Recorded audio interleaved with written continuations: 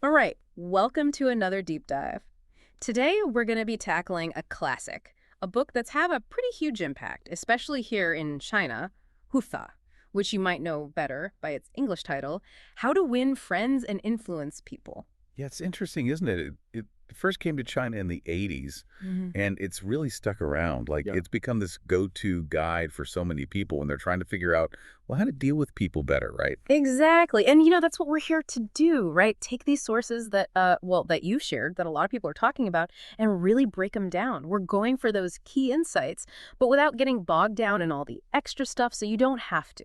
So today's mission with How to Win Friends and Influence People is to really unpack its core principles, see what's actually useful, and maybe even uncover some surprising perspectives on how we humans tick and how to navigate all these interactions we have, make them more effective, less stressful, whatever it might be. Absolutely. And one of the first things the book dives into is this really interesting way of looking at human nature itself. And that shapes a lot of the advice that follows. Yeah, right off the bat, in the very first recommendation, they present this idea that human nature goes beyond good and evil. It's this notion that, we're not dealing with purely good or purely bad people. Everyone's got this mix of tendencies. It's a really fascinating idea, and it leads to this concept of, like, internal management. The book suggests that we're all dealing with these internal pulls, almost like there's an angel and a devil inside each of us. And how we act really depends on which side we're nurturing more. Mhm. And it applies to leadership too, right? Like creating environments that encourage those positive aspects in others makes you really think about how much our internal state affects how we act towards each other. Yeah, it goes beyond just slapping labels on people as good or bad, doesn't it? It gets more nuanced. And we even have a great example of this in action. Li Shigui, the principal of Beijing #1 experimental school, shared this turning point in his career. Early on, he was, running into issues, and his first instinct was to blame the students or teachers. But then he came across this book, and it really changed his thinking. He started focusing on how he could build a more positive, supportive environment in the school, Mm. taking more responsibility for setting the tone. Yeah, that's such a powerful example of like taking ownership, recognizing the influence of the environment you create for others. It really makes you think in your own life, when you encounter those tough interpersonal situations, how often do you jump to blaming someone else first instead of maybe considering how you might be contributing to the dynamic or how the overall context might be playing a role? It's a real shift in perspective, isn't it? Moving away from blaming others to taking more responsibility, actively trying to shape the conditions for, well, just better interactions. Now, shifting gears a bit, another big idea the book really emphasizes is the power of praise. Sounds simple, but it's something people often overlook. It's important to be clear here. We're talking about genuine appreciation, not just empty flattery. The book's all about sincere praise that comes from truly recognizing and valuing the good in others. It's not just saying nice things, it's actually seeing and acknowledging the positive qualities and actions. Li Shigui actually has a great story about this. He insisted on reading every single student's name at an awards ceremony, even though there was pressure to keep things moving faster. And his reasoning was so rooted in Carnegie's principles. He said a person's name is incredibly meaningful to them, and, Carnegie himself said it best. A person's name is to that person the sweetest and most important sound in any language. And psychologically, that makes a lot of sense. It really hits on a deep need we all have. Remember what Hans Selye said, as much as we thirst for approval, we dread condemnation. We crave that feeling of being valued. And think about it. When someone gives you genuine, specific praise, it's so much more impactful than just a generic compliment. Totally. And it really points out how often we default to criticism, right? It's so easy to criticize, doesn't require much effort. But to actively choose to praise, to really consider someone's effort and acknowledge it sincerely, well, that takes more work. But the benefits in terms of building stronger relationships, whether it's family, colleagues, or anyone, are so much greater. It's interesting to see how this idea carried over into Leishke's family education guide, where he encouraged parents to flip the script, to consciously try and praise their kids more than they criticize them. A very practical way to apply this principle in a crucial area of life. It really does make you think. What if we all made a more deliberate effort to offer genuine appreciation when it's deserved? How much more positive, productive, and maybe even just enjoyable could our interactions be? Absolutely.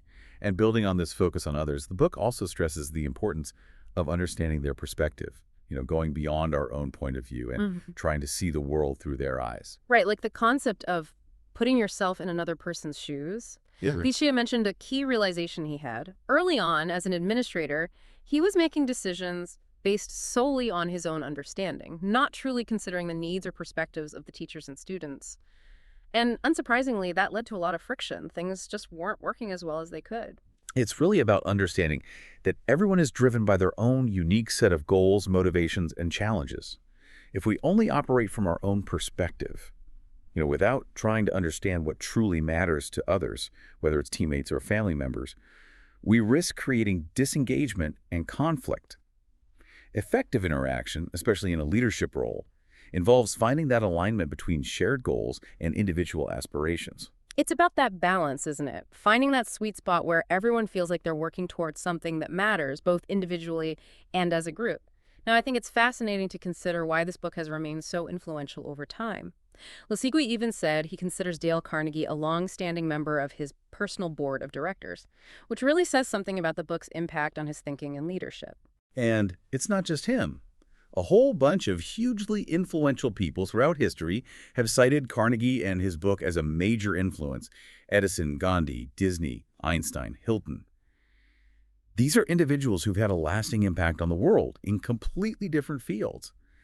And they all saw the value in these principles. It suggests that understanding how to interact with others effectively is truly a fundamental skill, no matter what you do in life.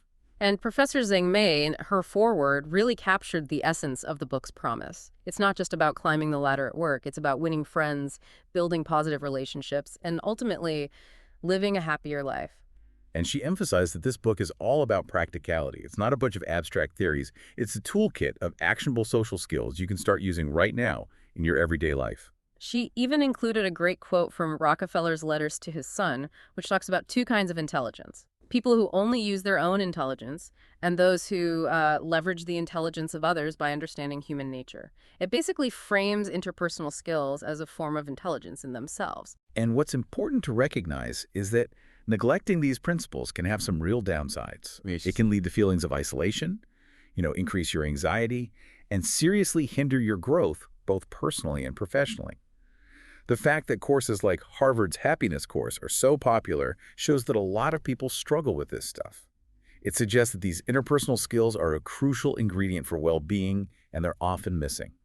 And just to clarify, this isn't just based on Carnegie's opinions, right? The book is based on years of research, interviews with successful people from all walks of life, and his extensive experience teaching these principles. It's grounded in real-world observation and practice. It's all about a problem-solving, result-oriented approach. And that's a huge reason why this book remains relevant today. Exactly. And Zhang Mei even points out that the book uses these really vivid, real-life examples to demonstrate how even small tweaks in your communication style can lead to huge positive changes.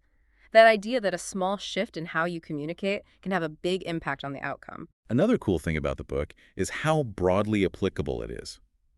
While Carnegie initially focused on business professionals, the underlying principles work for pretty much anyone, regardless of age or social context. It's even been adapted for teenage training programs. Now let's bring in Zhang Fei's perspective. She's from Carnegie Training in Beijing, and she really emphasized the importance of sincere appreciation in effective human interaction. And her personal anecdotes are really insightful here. She talked about how consciously applying principles like giving sincere praise to others and making the other person feel important had a real positive impact on her communication and relationships with business partners. And it wasn't about manipulating anyone. It was about genuine recognition and appreciation. And it wasn't limited to the workplace either. She shared a really relatable story about how she used these same principles to improve her communication with her teenage son by really listening to him and talking about things he was interested in. It shows that these ideas can work in all kinds of relationships. That's a great point, and it highlights that these aren't just business tactics. These are fundamental principles for building strong, positive connections with people, regardless of the context. Yu Long once said that if a parent spends just 15 minutes a day really listening to their child, it can have a profound impact. It really speaks to the power of making someone feel heard and valued. And Zheng Fei also brought up those super practical communication strategies. AUT shift, no criticizing, no blaming, no complaining, and talking about things the other person is interested in. It sounds so simple, but those are really powerful tools for building rapport. It's amazing how often we forget these basic things, you know? In the hustle and bustle of everyday life, we overlook the simple yet profound stuff. Absolutely. And even though some of the specific examples in the book might seem a little outdated now, Zhang Fei rightly pointed out that the underlying wisdom is timeless. Carnegie himself had a lot of respect for Confucius, and you can see that same enduring understanding of human nature running through his work. Now, to get a truly unique perspective on the book, let's hear from someone who knew Dale Carnegie better than almost anyone. His daughter, Donna Dale Carnegie. Her foreword offers this amazing glimpse into the book's initial impact and its lasting legacy. She mentioned that the book's success took everyone by surprise. They only printed 5,000 copies at first, not realizing it would become this global phenomenon. It really filled a gap in the self-improvement world back then. As Donna Dale Carnegie pointed out, most books focused on etiquette and social graces, not on the fundamental skills of interacting with people. And it's fascinating to learn that the book actually grew out of Dale Carnegie's popular public speaking courses. It was his editor, Leon Shimkin, who encouraged him to write it. Carnegie saw himself as like a collector of wisdom, gathering insights from his interactions in the business world and his social life, and then organizing those insights into a format that was easy to understand and apply. That really highlights the book's empirical foundation. It's based on real-world experience, not just theoretical ideas. Donna Dale Carnegie also talked about the different revised editions of the book. She explained that her father was really committed to continuous learning and improvement, and he understood that the world was constantly changing, so the book needed to adapt too. Interestingly, the edition we're looking at today intentionally goes back to the original 1936 text, preserving its original style and core message. And in her foreword, Donna Dale Carnegie really nailed what makes this book so powerful: the importance of seeing things from the other person's perspective. This idea runs through everything we've talked about so far.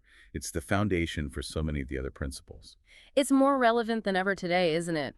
In a world that's so fast-paced and often divided, these interpersonal skills are essential for navigating disagreements, understanding each other, and mending broken relationships. It's also kind of comforting to know that even Dale Carnegie himself struggled with this stuff sometimes.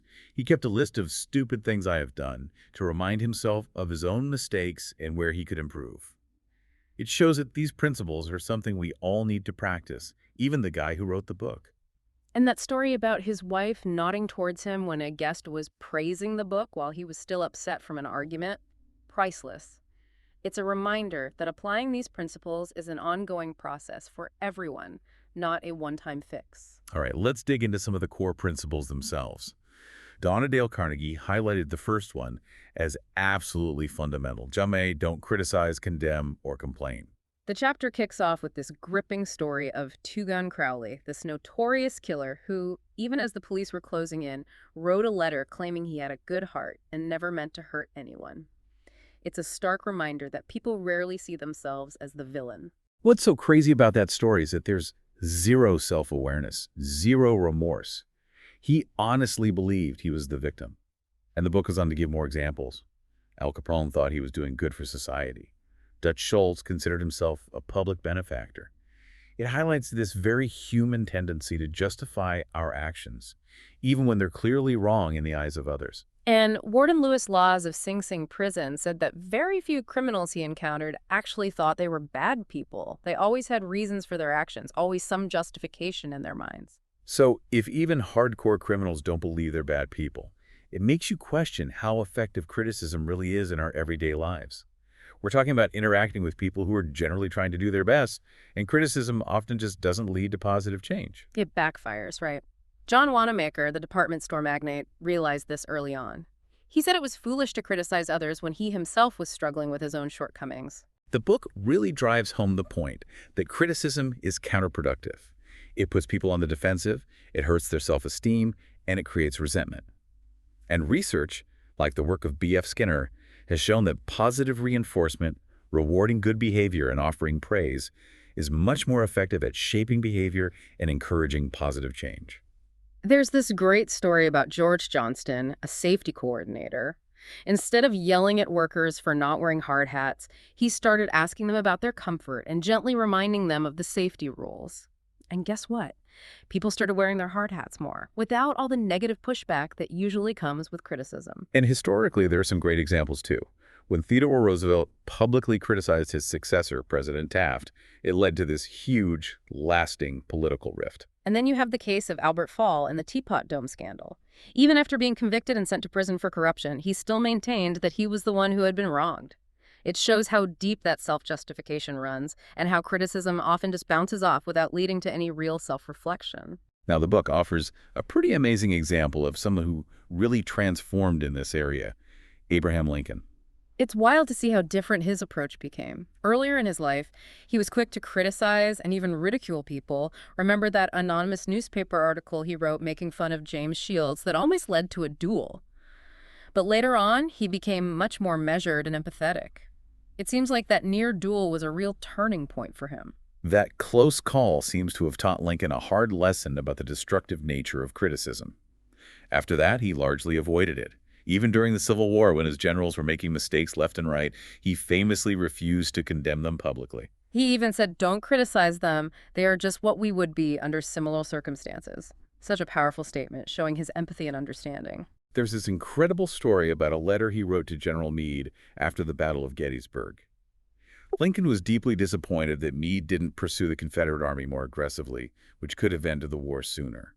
He wrote this really harsh letter, but he never sent it. He realized that criticizing Meade would just demoralize him and create resentment, even if it felt justified at the time. That takes so much self-control, and it really shows how deeply he understood human nature. It's no wonder Theodore Roosevelt would look at a portrait of Lincoln and ask himself, what would Lincoln do when facing tough situations? It reminds us that sometimes the best thing to do is hold back our criticism, even when we feel it's deserved. Mark Twain used to write angry letters that he never intended to send, just as a way to process his feelings without hurting anyone. And the book brings us all back to a personal level, saying that if you want to see change in others, the best place to start is with yourself. Confucius said it best. If a man sets himself right, what difficulty will he have in doing right? If he cannot set himself right, how can you put others right? And that anecdote about young Dale Carnegie writing that foolish letter to Richard Harding Davis and getting a sharp rebuke in return, it really illustrates how much criticism can sting, even when it's meant to be helpful. It shows that our words have a real emotional impact. We have to remember that people are driven by emotions, pride, and their desire to feel good about themselves. They're not just logical robots. The book even talks about how criticism can be especially damaging to sensitive people, like Thomas Hardy and Thomas Chatterton. It can leave lasting scars. Benjamin Franklin had this great principle: I will speak ill of no man, and speak all the good I know of everybody. He realized that criticizing is easy, anyone can do it, but it's usually pointless. True understanding and forgiveness, on the other hand, take real strength and self-control. Carlyle said something similar. A great man shows his greatness by the way he treats little men. There's a great story about a test pilot named Bob Hoover.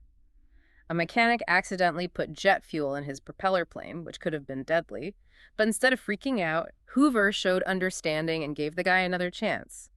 That kind of compassion builds loyalty and prevents mistakes in the future. And there's that inspiring story of Evangeline Booth meeting Soapy Smith in Skagway. He was this notorious con man, but instead of judging him, she listened with empathy.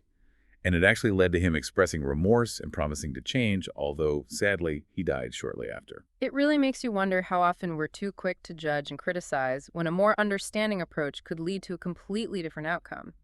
Speaking of understanding, that brings us to the powerful excerpt titled Father's Forgetfulness. Yeah, this short piece is so moving. It's a father reflecting on how much he criticizes his son, even over little things. It's this raw, relatable moment of self-awareness as he watches his kid sleeping and realizes how harsh he's been. The son's unconditional love, shown in that simple hug and kiss, even though the father had been so critical, is just heartbreaking. It reminds us how powerful our words are, especially to the people we love, and how important it is to be patient and understanding, especially with our kids. The father's internal struggle and his commitment to be more understanding and patient is something a lot of listeners can probably relate to. It really drives home the core message of this section. Instead of condemning people, let's try to understand them. And it perfectly echoes that first principle. Don't criticize, condemn, or complain. Now, let's shift gears to the second fundamental principle for winning friends and influencing people. Which is, give honest and sincere appreciation. This principle builds on the idea that criticism is ineffective and offers a much more powerful alternative for motivating people and connecting with them. The book argues that the best way to get someone to do something is by making them want to do it. It's about tapping into their own internal motivation, not forcing them. And this is where the book gets into what drives human behavior. Freud focused on sex and success, but John Dewey put it really well. He said, "The deepest urge in human nature is the desire to be important. That need to feel significant, to feel valued, is at the core of this principle." The book lists all these fundamental human desires. Yeah. Health, food, sleep, security, financial well-being, hope for the future, caring for loved ones. But it emphasizes that yearning to feel important as a particularly powerful one, a need that's often unmet. Like Lincoln said, everybody likes a compliment, and William James famously stated that the deepest principle in human nature is the craving to be appreciated. Recognizing and fulfilling that desire in others can really change how we interact with them. Remember that story about the father proudly showing off his prize-winning pigs? It sounds silly, but it shows that even in the most ordinary things, people crave recognition and a sense of importance. The book even suggests that civilization itself is built upon this desire. Take the inspiring story of Abraham Lincoln. He started out as a poor, uneducated store clerk, but then he came across some law books and boom, he became one of the most important figures in American history. That drive to achieve something meaningful, to make his life count for something, must have been a huge part of that journey. And the book gives so many more examples. Charles Dickens writing his heart out, Amelia Earhart taking to the skies, Christopher Wren designing those incredible buildings, Marie Curie pushing the boundaries of science, Rockefeller amassing his wealth. They were all driven by this desire to be someone, to make a difference. It even talks about how this desire can manifest in less positive ways, like how young people might join gangs to feel important or respected. It shows how multifaceted this need is, how it can drive both good and bad actions. Rockefeller used his wealth for philanthropy, while John Dillinger became a notorious criminal. Both were, in a way, trying to make their mark on the world. And throughout history, you see this desire for recognition and importance play out in all sorts of ways. People wanted titles, honors, recognition, Washington becoming the first president, Columbus discovering America, Catherine the Great ruling Russia, even Mrs. Lincoln demanding attention from her husband. It shows how powerful this need can be and how it can influence our behavior in all kinds of ways. The book even talks about how this unmet need for importance can lead people to escape into fantasy, or in more extreme cases, contribute to mental health issues. It really underscores how crucial healthy validation and appreciation are in our lives. So what happens when we make a conscious effort to offer sincere appreciation in our interactions? Well, the story of Charles Schwab is a great example. He was the president of U.S. Steel, and he was making $1 million a year, which was an insane amount of money back then. The book argues that his success wasn't just about his knowledge of steel production, it was about his incredible ability to manage and inspire people.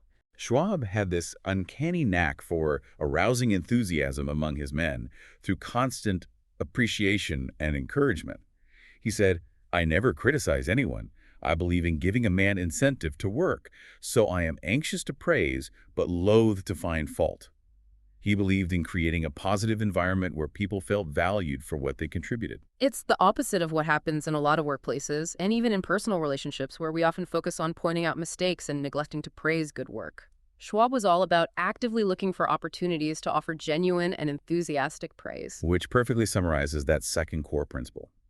Give honest and sincere appreciation. It's about nurturing that fundamental human need to feel important, valued, and recognized, and doing it in a way that's authentic and constructive.